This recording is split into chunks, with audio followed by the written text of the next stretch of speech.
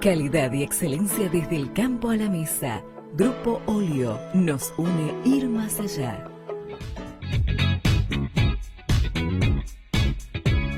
Señores, buenas noches. Esto es Luis Novarecio Entrevista. Estamos en la Casa Rosada y está con nosotros el jefe de gabinete de ministros del Gobierno Nacional. Marcos, gracias por estar con nosotros. Un placer, bienvenidos. Igualmente. Bueno, el ministro del Interior acaba de decir hoy, no hay plan B, volvió a reactualizar la historia de Macri es el candidato.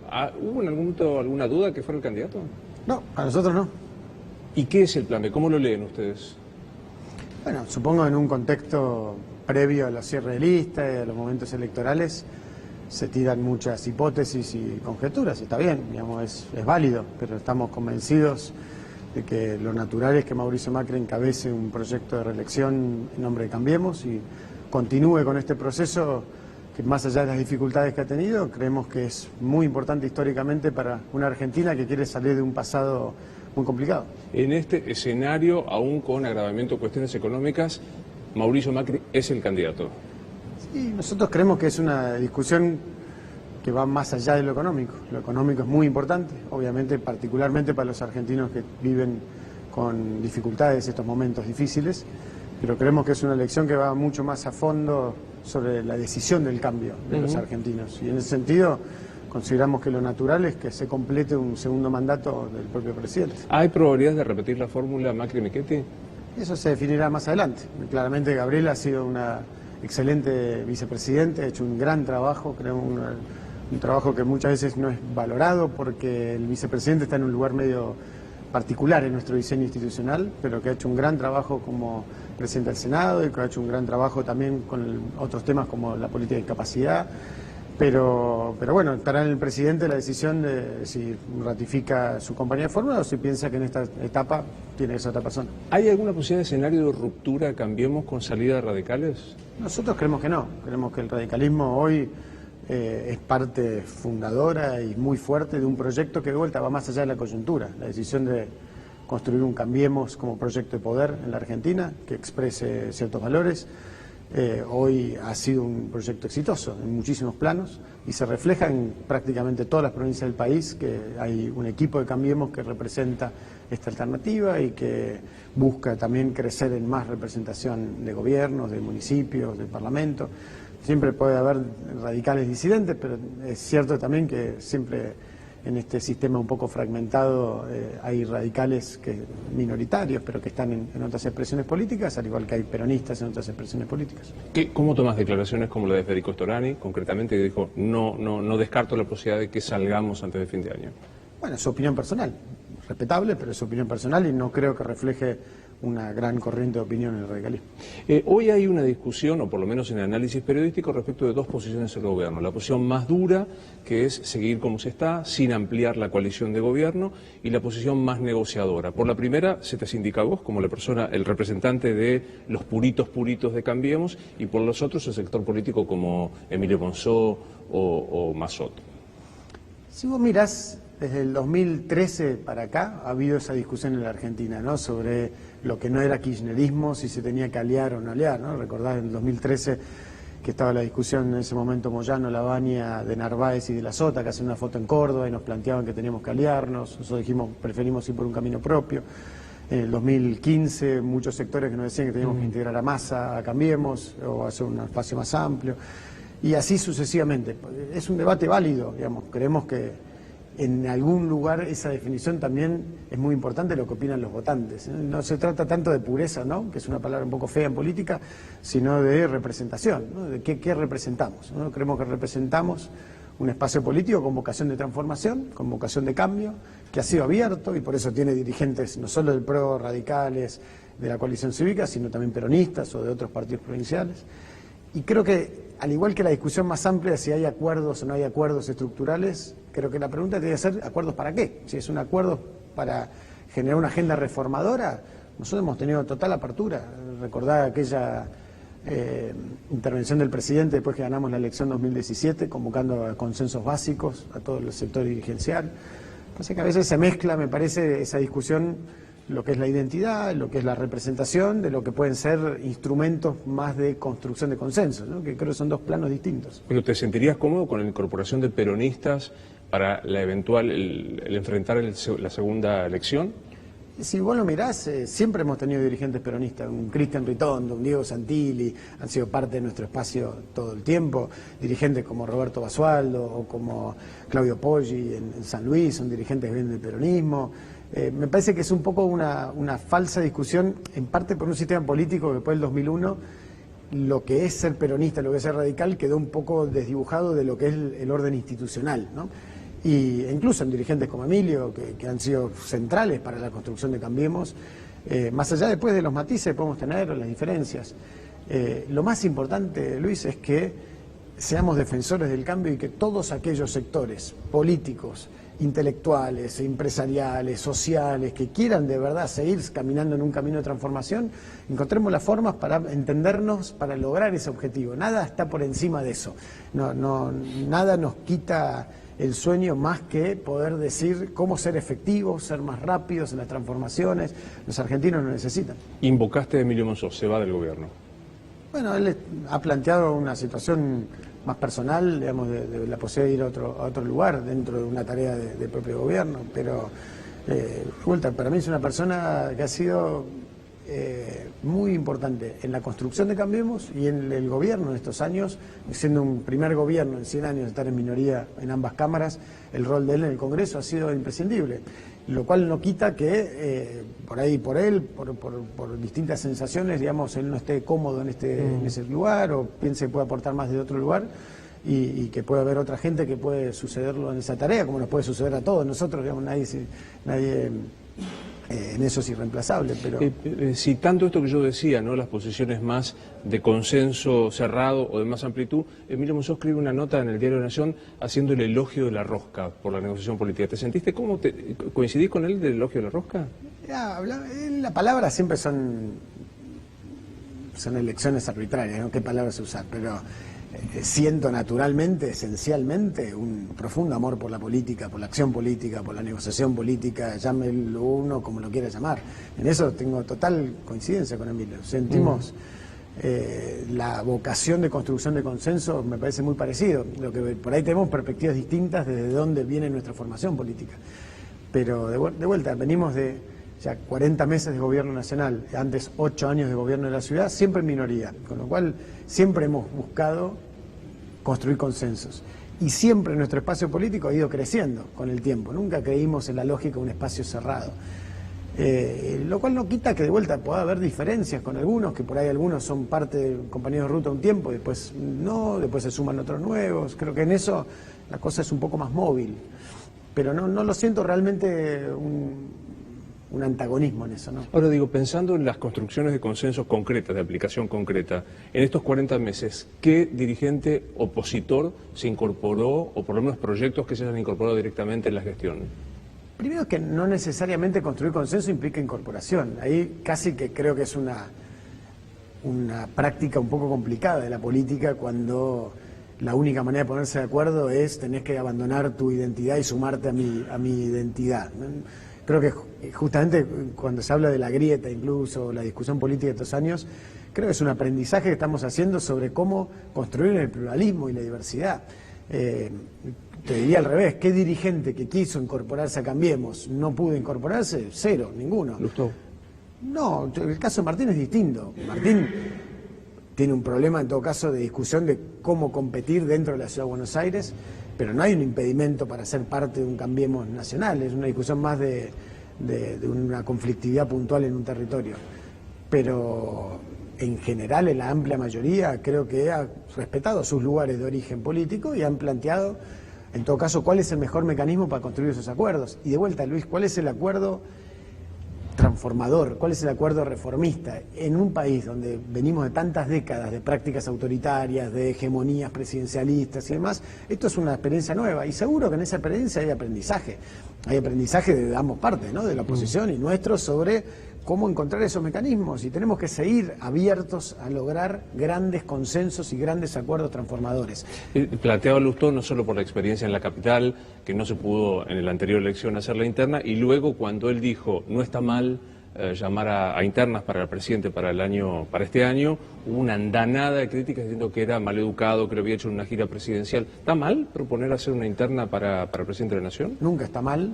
Para empezar, igual él lo propone no estando en Cambiemos, ¿no? Porque él dice que no está en Cambiemos hoy todavía. Pero más allá siempre está mal insultar o esas cosas, saquémoslo eso como cosas malas, pero la mayoría de los dirigentes del radicalismo avalaron la idea de que cuando un presidente va a la reelección en general no se le hace una interna. Eso es una regla de juego bastante básica, digamos, ¿no? Pero yo estuve varias veces con Martín después charlando, no hay un problema. A veces se genera una sensación de mayor dramatismo del que hay, y creo que coincidiendo también, lo más importante es bajarle un tono al dramatismo y sentarse y conversar. Toda idea es bienvenida, toda idea, sobre todo cuando compartimos esencialmente una visión de hacia dónde queremos ir como país, es el doble desafío de ponernos de acuerdo en cómo lograrlo. No siempre es fácil, pero yo no veo que haya una vocación de estar cerrados por nuestra parte, lo cual no quita, Luis, que no es fácil la tarea hoy en día de gobernar, como nunca lo fue, y uno tiene un exceso de demanda que a veces genera que haya un montón de gente con la que uno no tenga el espacio para poder conversar, reflexionar, estar tranquilo, porque vivimos todos en ese aceleramiento permanente y no es fácil. Pero bueno, es nuestra tarea. Nosotros nos propusimos estar acá, hacerlo mejor. No se te escapa que en la discusión política, incluso en comentarios políticos, se te achaca, tu cerrazón, se achaca que el dogmatismo más encerrador, permítaseme el neologismo, se encabeza en tu persona. No, por supuesto, pero porque hubo muchas discusiones, es muy fino el límite entre la convicción y quedar cerrado, ¿no? Yo creo genuinamente, Luis, que fue un acierto que en el 2015 sostuviéramos a María Eugenia Vidal como candidata a gobernadora y no la bajáramos como nos proponían muchos de esos sectores para que vaya Sergio Massa. Creo que fue un acierto. Creo que fue un acierto que en el 2011 no fuéramos a la elección presidencial y mantuviéramos una constancia en la ciudad.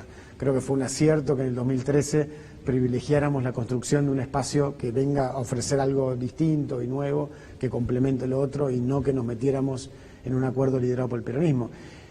Lo cual no quita que también podemos tener errores, obviamente, porque somos humanos y es natural, pero lo que tratamos de hacer es sostener un camino que no es nuestro.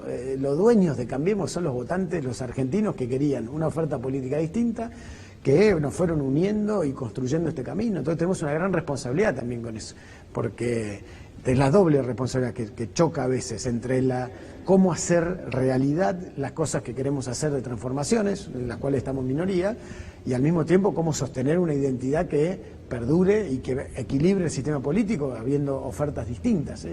Y en eso, bueno, no hay un manual que podamos buscar donde esté todo escrito, ¿no? Hay un aprendizaje. La foto en Chapadmalal, la selfie en Chapadmalal de María Eugenia con su gabinete y Macri, ¿es sellar la paz entre María Eugenia y Macri? Para mí la relación y la situación entre Horacio, María Eugenia y Mauricio es una de las grandes novedades de la historia política contemporánea, inédita, de 3 gobiernos de la provincia de Buenos Aires, de la ciudad y de la nación, que tengan el nivel de unidad conceptual, humana y de valores que tiene ese grupo y que permite ser un puntal de muchas cosas. Muchas veces, y nos pasa lo mismo a nivel de Cambiemos Nacional, ¿no? Hoy con lo que implica la interacción con el radicalismo, con la coalición cívica, no siempre el ruido ambiental, no siempre las discusiones, las diferencias, incluso a veces puede haber, ponen en riesgo o en duda lo esencial de la unidad, porque es una unidad que es mucho más profunda, como decía, desde de valores, es de amistad, es de 18 años de trabajo, así que yo no creo que selle una paz porque no creo que nunca hubo una guerra, al contrario. Pero, aunque ellos dos hayan pedido un cambio de gabinete. Nunca pidieron un cambio de gabinete en sí mismo. Lo que plantean en una mesa de trabajo permanente que tenemos, que a veces por la propia dinámica, a veces nos desencontramos un par de semanas, pero si no estamos siempre, como hace 15 años, trabajando todos juntos, es reflexionando entre todos para ver cómo hacer para hacer esto mejor. Es una tarea súper difícil, no solo la nuestra, también la de ellos, y también los ayudamos a pensar entre todos cómo podemos hacer esta tarea mejor. Y me parece que a veces hay como una necesidad y en algunos casos lo entiendo, de otros sectores políticos, de buscar, bueno, esto se parte, esto se quiebra, ya está, Cambiemos no va a poder lograr unirlo. Y creo que se subestima la raíz de todo esto. Entonces, tener diferencias de perspectiva, porque tenemos roles distintos, cada uno tiene un gobierno a su cargo y eso es una tarea grande, de enfoques, de personalidad, no toca en nada la esencia de nuestra unidad. Digo, Vidal y Larreta nunca pidieron un cambio de gabinete. No, con Vidal y Larreta hemos conversado miles de veces conjuntamente sobre cómo hacer mejor nuestra tarea, eso no hay duda, pero de ahí a pedir un cambio de gabinete como un proceso externo, creo que eso es no comprender del todo cómo es la dinámica de nuestra relación. Es una relación cotidiana, permanente, de un mismo equipo. Nos sentimos exactamente el mismo equipo, nos cuidamos la espalda como un mismo equipo, aunque a veces de vuelta puede pasar en la vorágine que hay discusiones o miradas sobre cómo abordar un tema. Y eso también es lo que nos ha enriquecido como grupo, porque no somos iguales, cada uno tiene su personalidad. ¿Seguís siendo los ojos y los oídos del presidente? Eso se lo tengo que preguntar al presidente, pero son muchos años de trabajo juntos, Luis. No creo que esa imagen que se usó en su momento, que la usó él incluso, ¿no? Es más una expresión de un trabajo de confianza que otra cosa, pero no, yo creo que hay muchas veces difícil entender esa relación que tenemos, porque tampoco ha sido normal un jefe de gabinete y un presidente que tengan mucha confianza y que trabajen tantos años juntos. Yo voy a ser uno de los jefes de gabinete más tiempo ha estado en el cargo y creo que hay que entenderlo como un trabajo en equipo, que el tema del trabajo en equipo es otro de los grandes temas del cambio en la Argentina, ¿no? La dificultad que es presumir o asumir la idea de que el trabajo en equipo es posible. Digamos que por ahí la interpretación más sofisticada o rebuscada no es la adecuada, sino que hay un trabajo en equipo, ¿no? Donde cada uno hace lo suyo. ¿El proyecto de Carrió de cerrar la AFI es un proyecto del gobierno? Es un proyecto de Carrió, por definición todos los proyectos que nuestros dirigentes plantean son de ellos, hasta que se discuta en el ámbito apropiado, y hoy no ha habido un debate en Cambiemos sobre eso. ¿Qué pensás de la posibilidad de cerrar la AFI? Parece que es un gran desafío el tema de los servicios de inteligencia en la Argentina. La AFI fue creada hace muy poquito tiempo por el gobierno anterior, antes de irse. Hay una dimensión internacional que justamente parte del recuperar el vínculo con el mundo ha sido generar cooperación en materia de inteligencia para la prevención del narcotráfico, del terrorismo particularmente. Y entonces hay que tomarlo muy en serio de que un país necesita una agencia que trabaje los temas de inteligencia, lo cual no quita, obviamente, todos los problemas que me consta que arriba se ha trabajado en todo este tiempo para tratar de profesionalizar, para tratar de evitar cualquier mala práctica que ha habido en el pasado, centralmente porque, a diferencia del pasado, no hay una decisión del gobierno de usar esos servicios de inteligencia para lo que no corresponde, sino que están usados para lo que corresponde. Eso no quita que hay que seguir pensando permanentemente cómo es la mejor forma de hacerlo. O sea, la posición del jefe de gabinete no es hoy prescindir de los servicios inteligentes. Como país no lo puedes hacer, o sea, hay un tema, primero hay un tema legal, pero segundo que hay un tema internacional. Vos no podés no tener una contraparte de las oficinas de inteligencia del mundo, salvo que quieras quedarte afuera de la comunidad internacional, y eso sería un problema. ¿Qué verosimilitud le das a la denuncia que investiga el juez Ramos Padilla en la causa de Alessio? La verdad que no me toca opinar sobre la cuestión de la denuncia en sí, me parece que tienen que investigarlo. Lo que sí, en su momento fuimos críticos de la idea de, en una investigación en curso, que un juez salga a comunicar desde ese lugar. Nos parece que es muy importante en este camino de independencia judicial que estamos tanto trabajando y tratando de cuidar, que los jueces particularmente tengan un grado de responsabilidad muy grande sobre el proceso. Entonces, dado que es un tema muy delicado, es muy importante que el proceso sea muy correcto, ¿no? Pero digo, ¿te da verosimilitud la posibilidad de que un personaje que no se sabe bien qué es, un pseudo abogado, pseudo servicio, pseudo apretador, pueda haber, en nombre de un fiscal, haber intentado conseguir un dinero para no involucrar en causas cuadernos? Mira, yo lo único que te diría es el recuerdo del caso Ciro James y la causa Escuchas, donde Mauricio estuvo procesado incluso. Uno toma de cierta distancia y cierta prudencia porque ve que en esos casos hay metodologías que se empiezan a instalar y a usar y generar la media sospecha y etcétera, y después al final no había nada, con lo cual no lo sé, no es suficientemente delicado el tema como para opinar livianamente. A mi entender, me llama la atención y me recuerda muchas de esas experiencias de causas que parecen que son y después no son.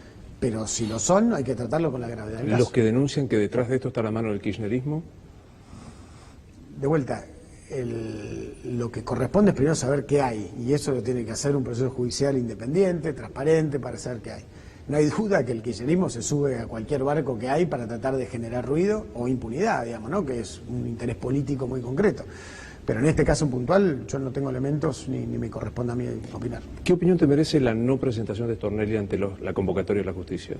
Que de vuelta es un tema que corresponde al ámbito judicial. Tenemos que ser muy prudentes con los procesos, porque en todos estos procesos existen argumentos a favor, argumentos en contra, y me parece, lo que sí me llama la atención, o me parece llamativo, es un ataque tan violento a un fiscal mientras hay otra investigación en curso tan grande que afecta a tantos intereses políticos. Eso sí es muy llamativo. Pero respecto al proceso en sí mismo, tienen que opinar lo que son las autoridades judiciales. Pero digo, específicamente, que una persona sea citada indagatoria y no se presente, ¿te parece que merece algún reproche? ¿Está dentro de la estructura lógica de un proceso? De vuelta, todo aquello que está dentro de la ley son herramientas que cada uno puede utilizar. Lo importante es que defina la justicia si está bien o está mal cada acción.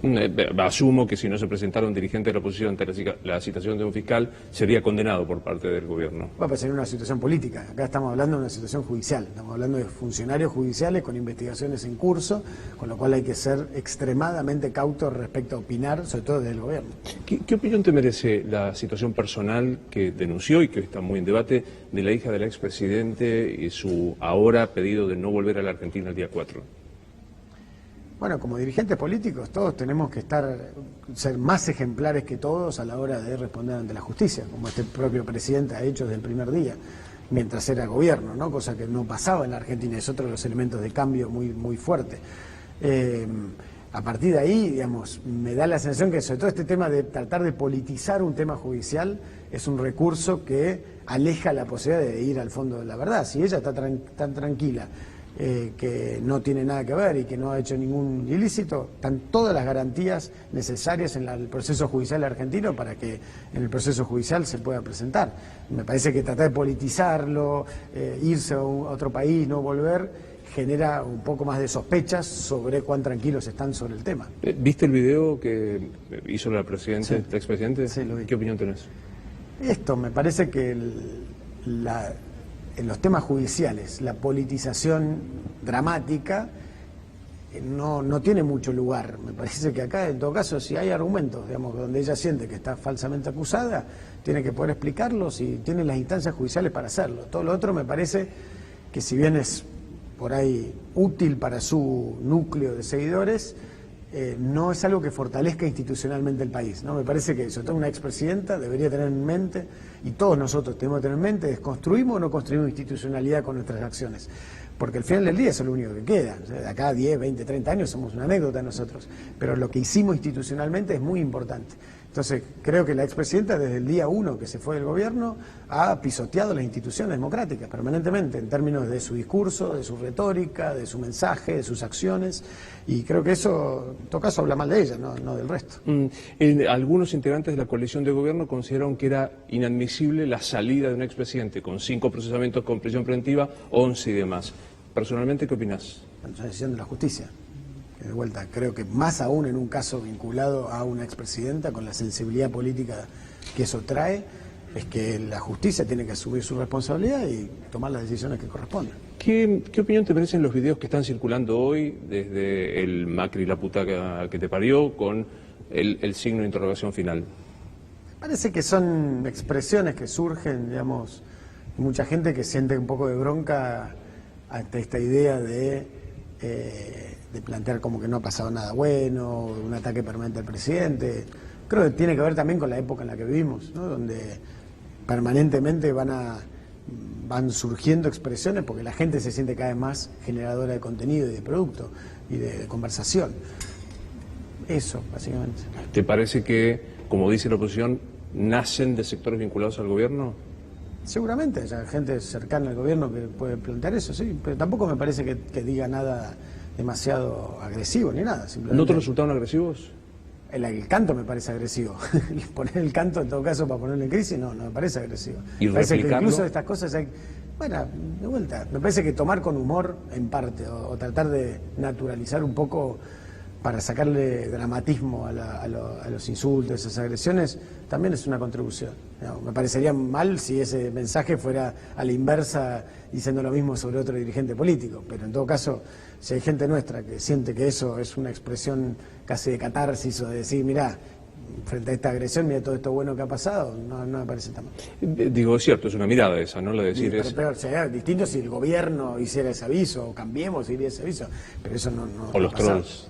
Los trolls no existen, Luis. Yo creo que eso es un gran problema de comprensión sobre cómo funciona hoy la comunicación. De verdad, creo de verdad. ¿El gobierno no tiene trolls? Por supuesto que no.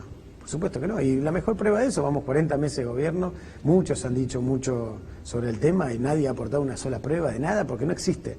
Lo que no quiere decir que haya gente que se dedique a esas cosas, como hay del kirchnerismo, de otras expresiones políticas o de otros temas. Pero no lo hay, por supuesto que no. Y aparte es el gobierno que por lejos más transparencia ha puesto en cada uno de los centavos públicos que usamos en comunicación. Y aparte, de verdad, creo que es como la extensión de un reflejo dirigencial. Un reflejo que todo es manipulable. Toda expresión comunicacional es fruto de alguna tranza, algún arreglo, de alguno que maneja algo oscuro detrás. Y creo que el problema es que no entienden que hoy hay una sociedad crecientemente autónoma que en algún punto vuelve obsoleto mucho ese debate y que en algún punto nos vuelve obsoletos a nosotros, Luis. Mutuamente, en el sentido de este lugar, de la Casa Rosada, porque hoy por hoy la conversación se vuelve mucho más horizontal. Dentro de esa horizontalidad hay cosas malas que suceden, hay gente que agrede, hay gente que hace discurso del odio, hay gente que reparte mentiras, sí, por supuesto, también lo hay en el mundo del poder, pero también lo hay. Pero de ahí a darle una intencionalidad política o una idea peor aún, del gobierno, creo que es no comprenderlo. Y entiendo, te juro que entiendo el cortocircuito que se le genera a muchos, es decir, no, digo algo y me atacan en las redes, pero creo genuinamente que, al igual que nosotros, tenemos que hacer el trabajo todos los días de sí, hay gente que nos está criticando y por ahí con elementos, que puede haber gente autónoma que expresa su opinión de forma directa que antes no lo hacía. Sin duda que hay un universo de gente que autónomamente se expresa y que ha encontrado un canal de decir lo que piensa que antes no existía, está monopolizado por los medios masivos de comunicación tradicionales. Hillary Clinton en los Estados Unidos, la Unión Europea no desconocen la existencia de sistemas, organizaciones sistemáticas dedicadas a imponer una determinada cuestión. ¿El kirchnerismo no tenía trolls? Por supuesto. ¿Y por qué ustedes no tendrían? Porque nosotros tenemos una transparencia que lo refleja, digamos, el kirchnerismo sabíamos dónde estaban, lo denunciamos, lo pusimos en expedientes judiciales. Acá no hay, porque entonces no es que no podríamos tener, no lo hay, son dos cosas distintas. Vos podés creer o no, pero yo te estoy diciendo que hay elementos concretos para eso. Ahora, otra cosa son los elementos de manipulación que se pueden generar a partir de las redes, eso es otra cosa. Y es súper delicado el tema porque es un desafío nuevo que no creo que responde necesariamente a que hay de vuelta 3 actores malos que generan eso, sino que estamos en un mundo donde las reglas de juego fueron diseñadas por otra sociedad en la que estamos viviendo. Hay un desfasaje muy difícil de resolver porque es en tiempo real. Mirá la masacre del otro día en Nueva Zelanda, ¿no? Horrible, que se transmitió en Facebook Live. Y uno dice, bueno, ¿qué responsabilidad tiene Facebook de eso? Porque uno lo mira con la misma lógica que si un medio de comunicación transmite eso en vivo, hay un montón de reglas por las que está violando. En este caso estamos en territorio inexplorado y obviamente es un problema, principalmente para Facebook y para la humanidad, pero si no es Facebook, mañana será otro, que es que todos tenemos uno de estos aparatitos que concentra una capacidad de producir contenidos en tiempo real que antes no existía. Entonces, ¿cómo se regula eso? No lo sé, no lo tengo tan claro. Creo que hay que tener una duda, porque todo el planeta está debatiendo esto en este momento. Pero creo que lo que no conviene es descartarlo siempre por la lógica conspirativa, porque creo que ahí vamos a empobrecer la conclusión. Para cerrar el tema trolls y medios de comunicación, ¿es correcto que el gobierno cree que debe hacerse la inversión publicitaria oficial, un 80% en los medios no tradicionales y un 20% en los medios tradicionales? Y te lo respondo más fácil, mirá los datos de nuestra inversión en los últimos 3 años y te vas a dar cuenta de lo fácil que es difamar sin mirar las pruebas, digamos, no hay más del 5% con suerte de pauta a medios no tradicionales en el gobierno nacional. Y fíjate un dato que sería interesante en esto, porque hace la cuestión del cambio, Luis, la cuestión de la transparencia, ¿no? La ley de acceso a la información, gobierno abierto, poner toda la pauta online, todo transparente. ¿Cuántos gobiernos provinciales hoy hacen eso? ¿Cómo vos me podés certificar que eso no lo hace un gobierno provincial hoy? Vos lo querés chequear, vas a encontrarte que la mayoría de los gobiernos provinciales no transparentan cómo invierte la publicidad. Entonces, a veces se genera un prejuicio sorprendente sobre el gobierno más transparente, que más claro demuestra la política de libertad de prensa, libertad de expresión, de transparencia en la publicidad, y nadie dice nada de un montón de otros gobiernos que invierten incluso más plata que nosotros. Yo digo, parte del debate del cambio tiene que ser que entendamos el abanico completo de qué implica el cambio y la calidad, qué implica la calidad institucional y qué implica la responsabilidad de los dirigentes frente a eso y cómo hacer para tener un ecosistema que vaya en esa dirección, ¿no? Y creo que estamos todavía lejos, pero estamos mucho mejor que hace 3 años atrás. Las declaraciones vuelta de Elisa Carrió diciendo que hubo un golpe de Estado en la Corte Suprema, ¿las hacen propias? No, de vuelta, son sus expresiones. Nosotros ya hemos dicho claramente que lo que es la vía interna de la Corte Suprema es un tema que tiene que administrar la Corte Suprema. Obviamente un dirigente que está en el Parlamento, que tiene otro tipo de responsabilidad, lo puede incluir en su diagnóstico político. Nosotros como gobierno nos toca la relación institucional y no podemos llegar a esa discusión salvo que tuviéramos un elemento concreto y lo diríamos, ¿no? ¿Hay una mayoría peronista, Rosencrantz, Rosati y Maqueda en la Corte? Mira, yo quiero creer que no se mueve por sectores políticos una Corte. La Corte Suprema, que hemos trabajado mucho para tratar de prestigiarla, de darle su espacio en nuestro diseño institucional como república, tiene que estar mucho más allá de la coyuntura política.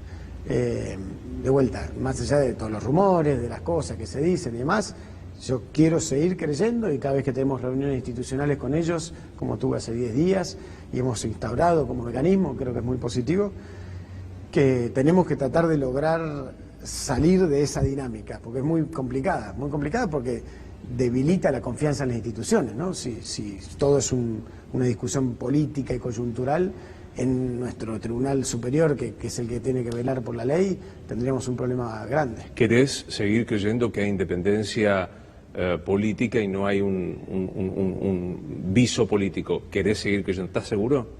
Yo no solo quiero seguir creyendo, estoy convencido que, al igual que en todos los demás temas, que la Argentina es un país lleno de contradicciones, un país que quiere salir de un lugar de profundo fracaso durante mucho tiempo, y que arrastra comportamientos, y arrastra dificultades, y arrastra debilidad institucional, pero que tiene una intención de ir hacia un lugar distinto en términos de esto. Y creo que en el medio pasan situaciones que a veces te hacen dudar y otras que te hacen tomar aliento, porque el trabajo que hemos hecho con la Corte en el combate al narcotráfico es extraordinario, por ejemplo. Hemos hecho, y es uno de los temas centrales que claramente hemos podido lograr articular, y por ahí hay otros temas donde por ahí tenemos visiones distintas, pero claramente el día que yo piense que hay que tirar la toalla sobre la intencionalidad de los actores, creo que ahí tenemos un problema más grave. Hace 15 días dijiste en una entrevista en Clarín en Nación que no tenías claro que eras Labaña, que era Roberto Labaña. Pasaron 15 días. ¿Tenés claro que es Roberto Labaña? A ver, tengo claro quién es y lo conozco, y lo que no tengo claro todavía es que quieren expresar políticamente el sector en el que está él, el que está Sergio Massa, Pichetto, Urtubey. Escucho cosas distintas. Y creo que ellos, sobre todo, tienen que hacer el trabajo de poder clarificar qué quieren, ¿no? En términos de eso, sobre todo del tema central, Luis, que es cuán transformadores y decididos a cambiar la realidad están o no. Porque esa es la única discusión hoy, creo, en la verdad, en la Argentina. Y con muchos de ellos hemos podido acordar muchas cosas que se han convertido en transformaciones concretas, y por ahí con otros menos. Pero ahí esa es la única pregunta, de vuelta va más allá de las personas. La Argentina necesita seguir transformándose muchísimo.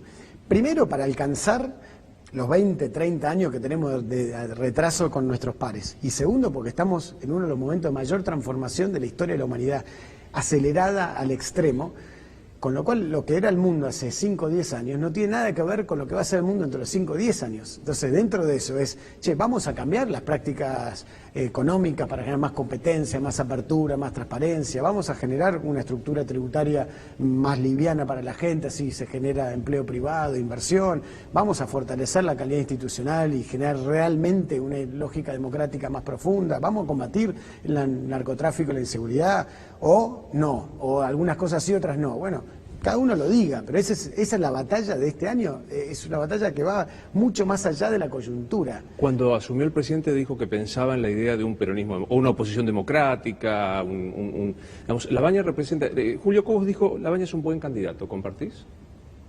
No, es que de vuelta no se trata de mi parte, como jefe de gabinete, calificar a los candidatos, los votantes van a definir si es un buen candidato o no. Yo lo que creo es que todos ellos, los que quieran expresar un peronismo distinto, más moderno, más democrático que lo que es el peronismo kirchnerista, tienen que hacer un trabajo ellos con la sociedad, no de hablar mal del gobierno, decir que el bolsillo está mal, ya todos sabemos los problemas que tenemos, sino de cuáles son las herramientas concretas que creen que hay que usar e implementar para salir adelante como país. Me parece que ese es el debate. Si reducimos la política a personas, empobrecemos la política, creo. Y por eso en su momento nosotros, yo lo planteé también como una visión que me preocupa ciertas cosas, de que ese peronismo se vuelva parte de una visión conservadora, porque no hay nada que conservar en una Argentina que tiene que transformarse mucho. Obviamente sí, los valores, pero tenemos que cambiar, y en eso yo siento que ellos se paran muchas veces mucho en la discusión del bolsillo, que obviamente es de manual. No es menor. No, por supuesto, y aparte es natural, porque hay mucha gente que está pasándola mal, o gente que está preocupada, o gente que está angustiada por eso. Ahora sí estamos convencidos que es mucho más integral la discusión. Si vos no incluís en la discusión la calidad institucional y cómo se hace política, el vínculo con el mundo, el combate al narcotráfico y la inseguridad de las mafias, la energía y la infraestructura, el desarrollo humano, la educación y demás, si no incluís todo, pifiás al diagnóstico. Claro, ahí yo tendría que decir rápidamente con cifras, 32% de pobreza, 1 de cada 2 chicos menores de 14 años es pobre, caída de todos los índices industriales, inflación del 47%. Digo, me parece que esto suena interesante desde el punto de vista de un país que tiene resuelto lo elemental. Nuestro país está el 30% de su gente en estado de pobreza. Es que lo elemental primero es discutir cómo vamos a solucionar eso. Con un gobierno que sea ladrón, que sea mentiroso, que sea corrupto, que sea autoritario, nunca vas a resolver esos problemas, para empezar. Entonces lo esencial es que podamos tener la libertad de poder conversar en este momento. No es algo secundario. Muchas veces se lleva a la discusión de que lo único esencial es el bolsillo y todo lo demás es secundario. No, digamos, no hay manera, porque te puedo dar otras cifras. Una recesión cada 3 años en el último siglo. 60% de inflación promedio en la Argentina en el último siglo. Uno de los 8 países con más defaults de la historia. El default más grande de la humanidad la tenemos en el 2001.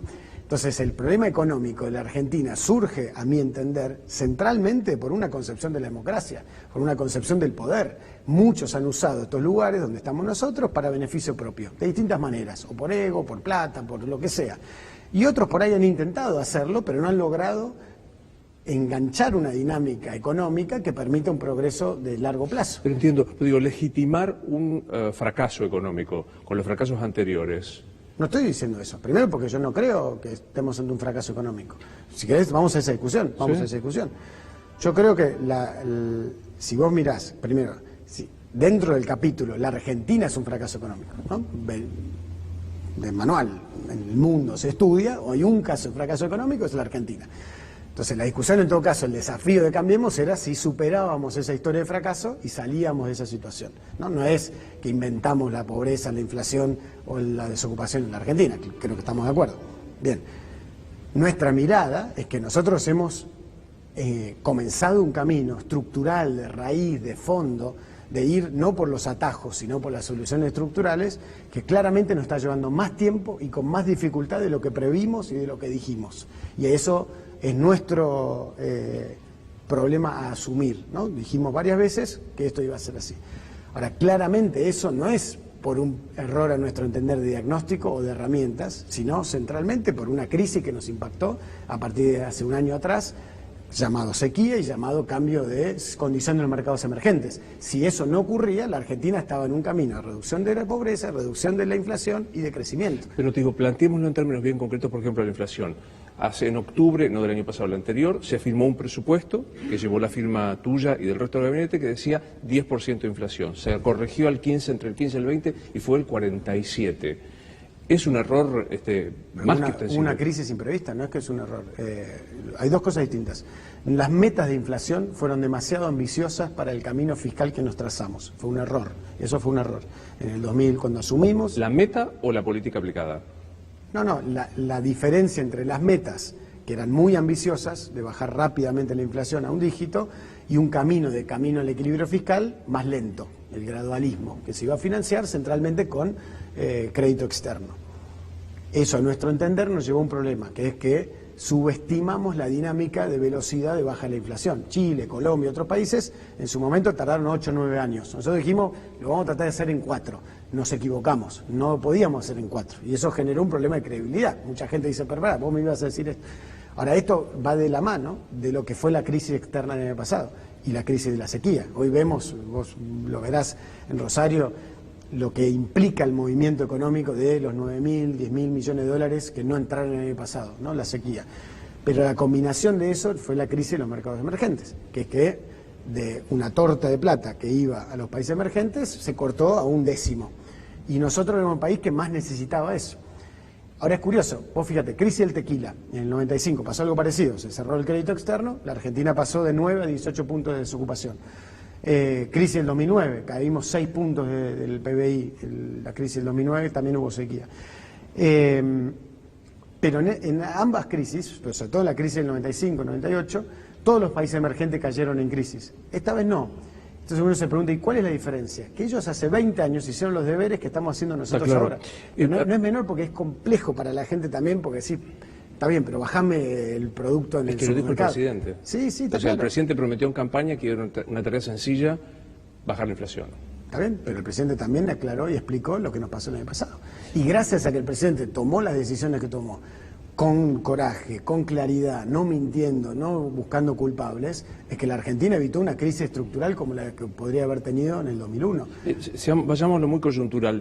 ¿Hay riesgo, digamos, el dólar a 44 pesos como cerró hoy, es un precio razonable para el gobierno?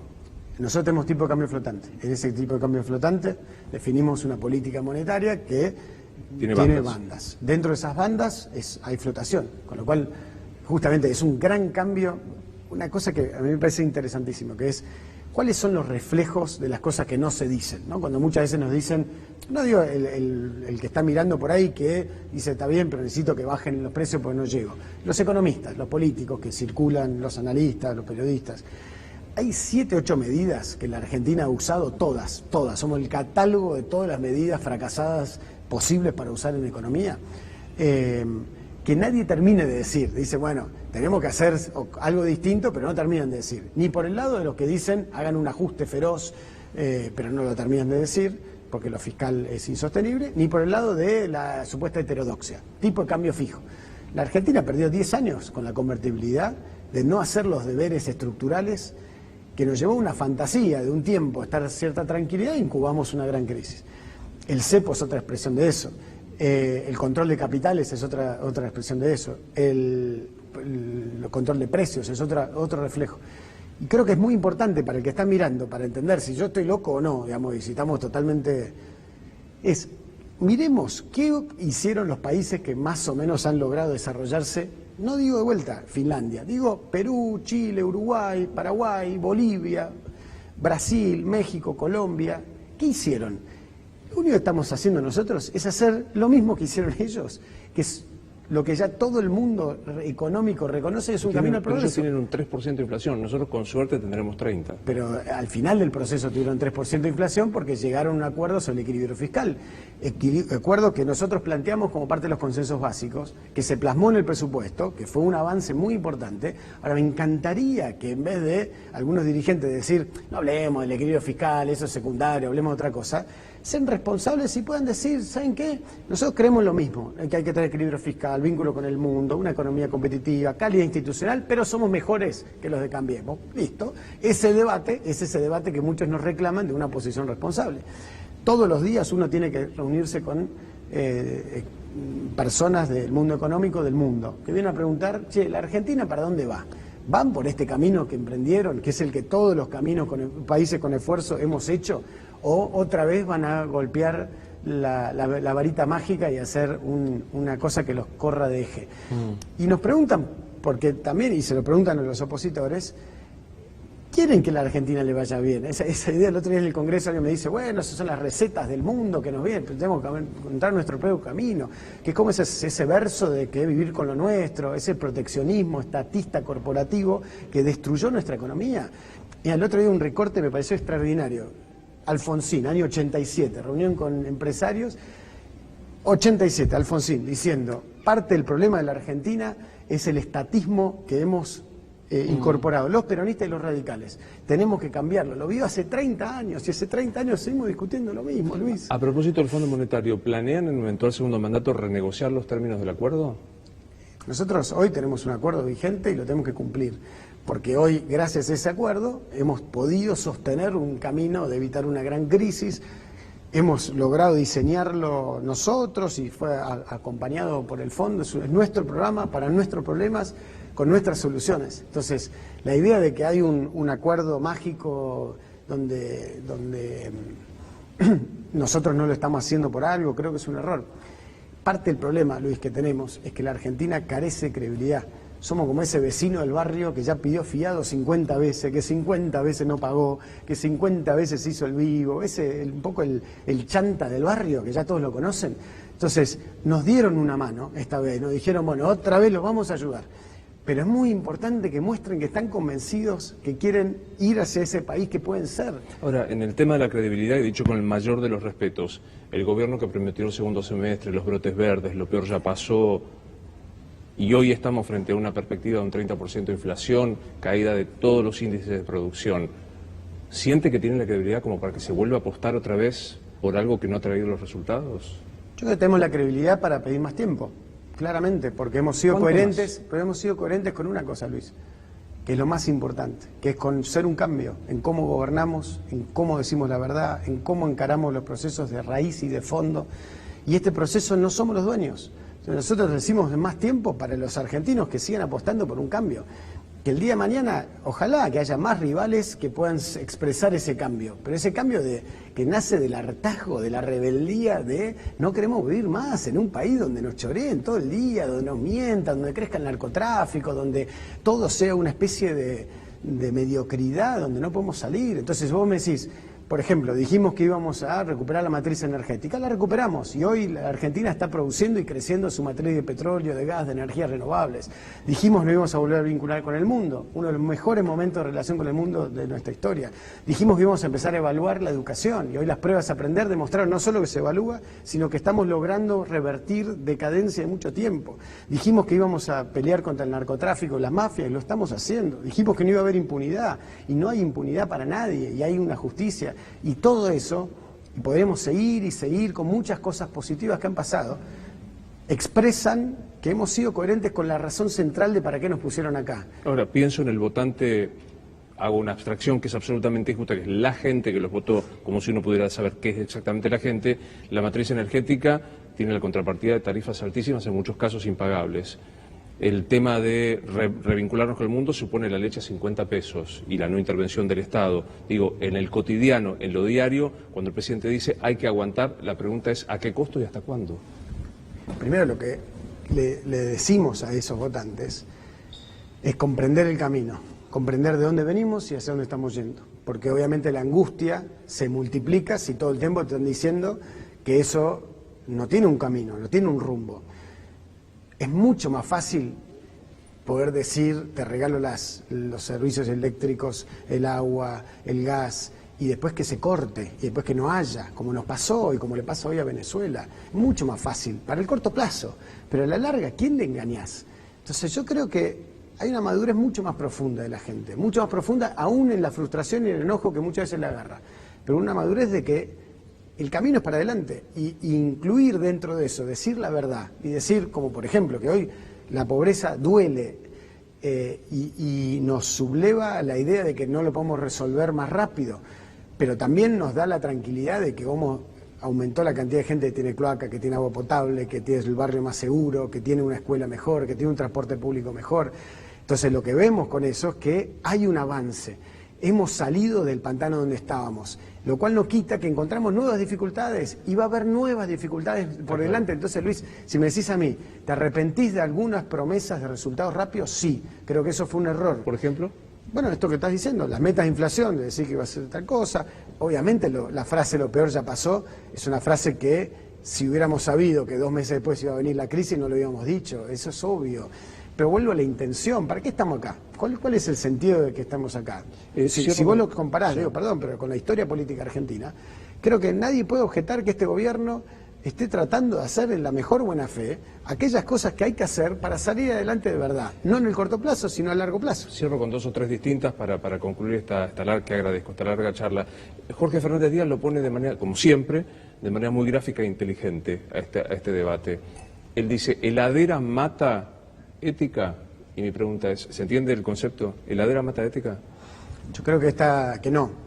Yo creo que depende en realidad. En alguna gente por ahí sí, pero creo que en la mayoría la pelea por el alma de nuestro país mata la pelea por el bolsillo del corto plazo.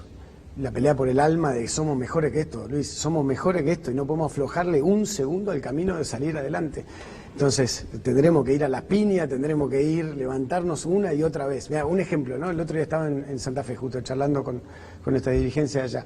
Si vos mirás lo que hicieron los chacareros desde la sequía a hoy, para mí grafica de la mejor manera posible el legado de esos gringos que llegaron hace 100, 120 años a forjar un país de la nada. Y obvio que tuvieron dificultades, pero tenían claro hacia dónde ir. Y si nosotros mantenemos el rumbo, de vuelta, no nosotros gobierno, nosotros los argentinos, de decir vamos para adelante, vamos para el futuro, no vamos para atrás, estoy seguro que las dificultades de corto plazo se pueden vivir mejor, sea cual sea esa dificultad. Además creo que la economía va a estar mejor, por supuesto que es un proceso, va a llevar tiempo, pero no es lo mismo si lo entendés que la economía está mal porque estos tipos no saben qué hacer, o la economía está mal porque estamos poniendo en marcha una máquina que estaba podrida en sus cimientos. La tenida electoral Macri-Cristina es la crónica de una decisión electoral deseada. Yo no creo que los gobiernos moldeen la oferta política, creo que eso es un rasgo autoritario y corporativo de un país que ya no existe más. Yo creo y conozco y tengo afecto, tengo un montón de gente que quiero, que es kirchnerita y que siente esos valores y los expresa y vive de esa manera y siente que el mejor futuro para su país es volver a esa etapa. Creo que son una minoría, pero creo que hay que entender que están ahí, digamos, y creo que en todo caso pasa por las otras ofertas políticas de ser capaces de ser mejores que otros. Entonces, ¿Hay segunda vuelta? ¿Ves un escenario de segunda vuelta? Bueno, legalmente lo hay. La elección va 0-0 hasta el 27 de octubre a las 8 de la mañana. Digamos, y creo que hay que ser muy respetuosos. Y lo que nosotros queremos es no que haya una campaña electoral, queremos que haya un movimiento ciudadano de defensores del cambio, que se metan, que la peleen, que se jueguen por sus valores. De vuelta, más allá de nosotros somos una anécdota. Y si pasa eso, yo estoy confiado que la gran mayoría de los argentinos no va a volver para atrás. Intuición, ¿Cristina es candidata? No lo sé. No, la verdad que no, como siempre dice Mauricio, cada vez que quisimos pronosticar algo le pifiamos, digamos, ¿no? Pero creo que es bastante secundario, porque creo que su espacio político va a estar representado de alguna manera u otra, por ella o por otro candidato que exprese los mismos valores. Entonces, yo no creo en esa idea de que es central que sea candidata Cristina para que nosotros nos vaya bien, la verdad que no, creo que no tiene ningún fundamento práctico. No, para nada. Nosotros dependemos de nosotros mismos. Nosotros tenemos que convencer a aquellos que hayamos perdido, que estén en duda, que quisieron un cambio, que hay que seguir para adelante. Ese es nuestro camino. Y siempre fue así, y siempre fuimos de campañas positivas. Al mismo tiempo nos critican, de decir que polarizamos demasiado y al mismo tiempo que no contamos la herencia, ¿no? O sea, nosotros somos como somos. Y creo que es una de nuestras virtudes. Para bien o para mal, somos bastante transparentes. Gracias por habernos recibido. Muchas gracias a vos. Esto es Luis Nogueira, Entrevista. Hasta la próxima.